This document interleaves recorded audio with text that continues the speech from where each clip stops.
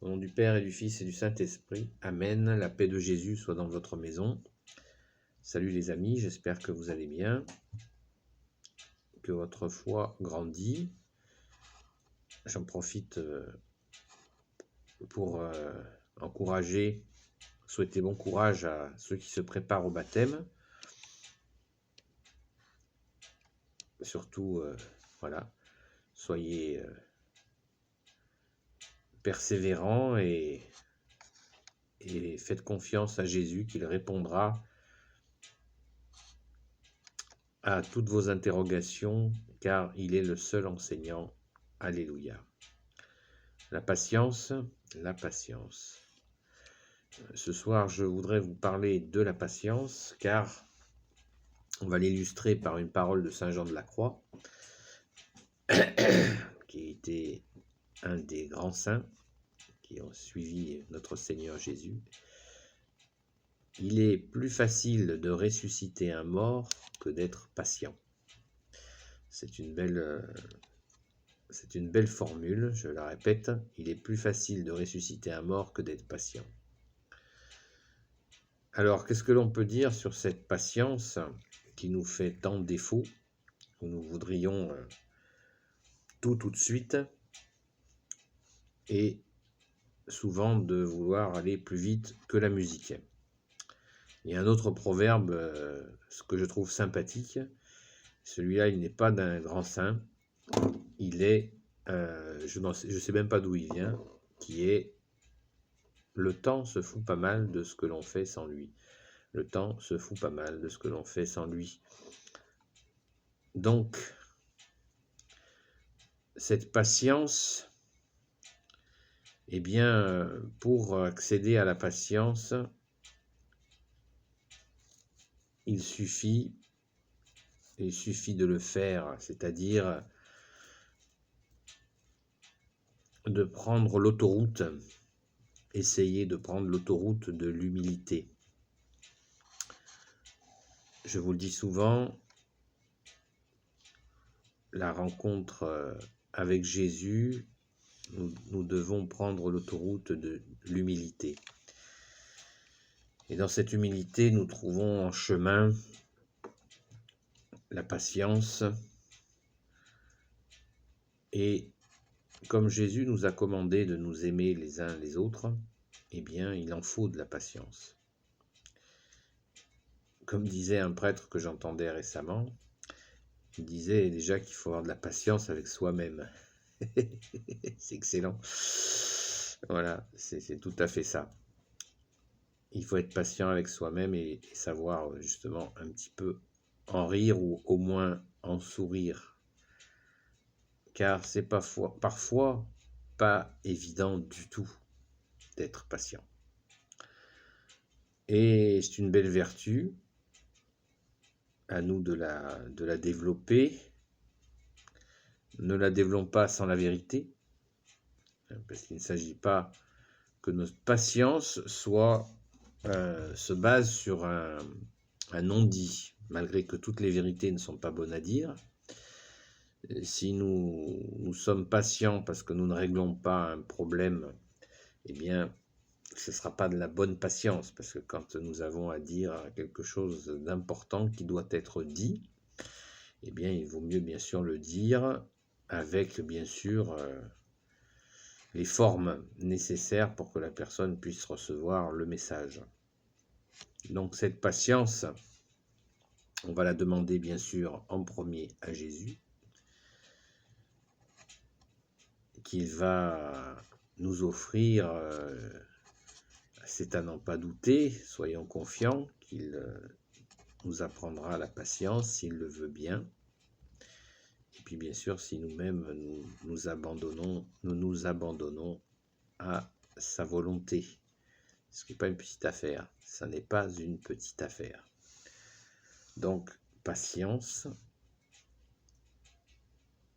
Demandez à Jésus cette patience. Et il en faut de la patience. Surtout en ce moment. Il faut énormément de patience. Et dans cette patience, ça peut être l'occasion de faire son miel. Qu'est-ce que je veux dire par faire son miel? Eh bien,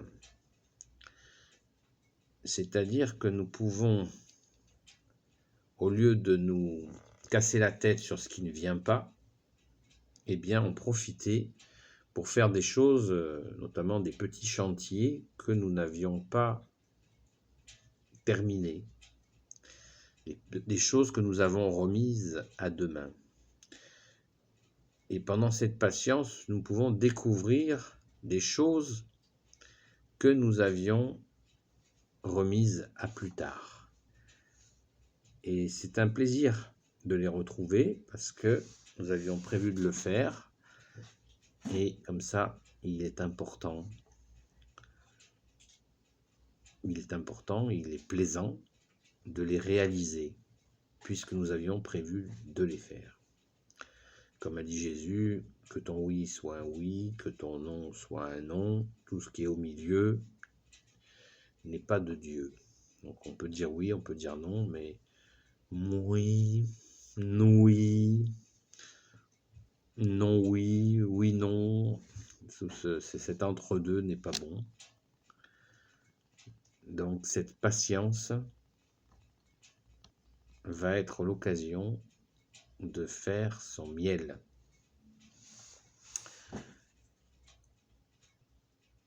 Prenons un exemple simple. Eh bien, pour patienter, eh bien, nous pouvons prier. Prier, prier et encore prier. Car le temps n'est pas perdu du tout quand on prie. Aucune prière ne reste sans réponse. Donc nous pouvons utiliser ce temps où nous patientons pour quelque chose à prier. Et cela donnera du fruit, c'est certain, puisque nous savons, aucune prière ne reste sans effet. Donc ce temps d'attente, ce temps de patience que nous pourrions utiliser à nous énerver, eh bien, la prière est un moyen merveilleux que nous a donné Dieu le Père, Dieu le Fils Jésus, Dieu le Saint-Esprit, pour transformer cette tension en une œuvre de Dieu. Et les souffrances ne manquent pas, hélas. Nous avons des prochains qui ont besoin, des proches et des prochains, qui ont besoin de prière. Nous pouvons aussi rencontrer des gens dans la rue où nous voyons qu'il y a une évidente besoin de prière. Nous pouvons prier pour des inconnus. Ça fait que notre prière sera automatiquement désintéressée. Et nous confions bien sûr à Jésus ces personnes en lui disant que c'est lui qui peut tout et qui porte tout, et selon sa volonté, je te confie au Jésus, telle ou telle personne. Voilà des choses, la prière peut tout à fait est un moyen tout à fait vertueux qui fait des merveilles pour patienter. Patienter et laisser faire. Jésus le laisser faire pour que la situation qui nous pose souci, dont nous attendons une solution, s'améliore. Patience. C'est un grand travail, la patience. On peut prendre un exemple où nous sommes patients sur un sujet et pas sur un autre. C'est mystérieux. Alors réfléchissons pourquoi nous sommes patients, par exemple pour certaines personnes et pas pour d'autres. Nous sommes patients dans telle situation et pas dans une autre. Donc ça fait des choses à rééquilibrer, et seul Jésus peut nous aider à faire grandir ce qu'il manque là où il y a des manques, Jésus peut nous aider à nous fortifier dans cette patience. Et l'Église est une très belle école pour justement développer sa patience. Mais, encore une fois, il faut l'appuyer, cette patience, sur Jésus. Il faut confier les situations qui sont bloquées à Jésus. Il faut les abandonner à Jésus, à sa volonté, de façon à ce que ça soit lui qui s'en occupe et non plus nous. Nous prions, nous abandonnons les situations complexes, complexes à Jésus et nous prions. Et après, eh bien, il se passe ce qui doit se passer. Et souvent, Jésus fait des merveilles. Des fois, on ne les voit pas, ces merveilles. Ça, c'est un peu notre problème. C'est que des fois, il y a des grâces et nous ne les voyons pas. C'est triste, mais c'est ainsi. On peut rater des grâces qui sont passées sous notre nez. On ne les voit pas et pourtant, il y a bien eu grâce. Donc, il faut vraiment garder les yeux grands ouverts, les oreilles grandes ouvertes, afin de voir comment notre Seigneur Jésus agit. Et bien sûr, à ce moment-là, l'occasion de rendre grâce. Béni soit le Père, le Fils et le Saint-Esprit. Amen. Ô Jésus, toi qui peux tout et qui portes tout, toi le Sauveur, toi l'Emmanuel, je te confie toutes celles et ceux qui regarderont cette vidéo, leurs amis, leurs proches, leurs familles. Sainte Marie, Reine des cieux, toi l'Immaculée Conception, toi qui écrases le serpent, toi qui as la lune sous tes pas. Saint Joseph, toi le juste et le saint, toi le sage, toi la terreur des démons. Sainte Marie-Madeleine et vous tous les saints et saintes amis de Jésus, Saint Michel Archange, Saint Gabriel Archange, Saint Raphaël Archange et tes anges guérisseurs et vous tous les anges qui servez Jésus, je vous confie toutes celles et ceux qui regarderont cette vidéo, leurs amis, leurs proches, leurs familles. Que tout soit pour ta gloire, Jésus. Béni soit le Père, le Fils et le Saint-Esprit. Amen. La paix de Jésus soit dans votre maison. Amen.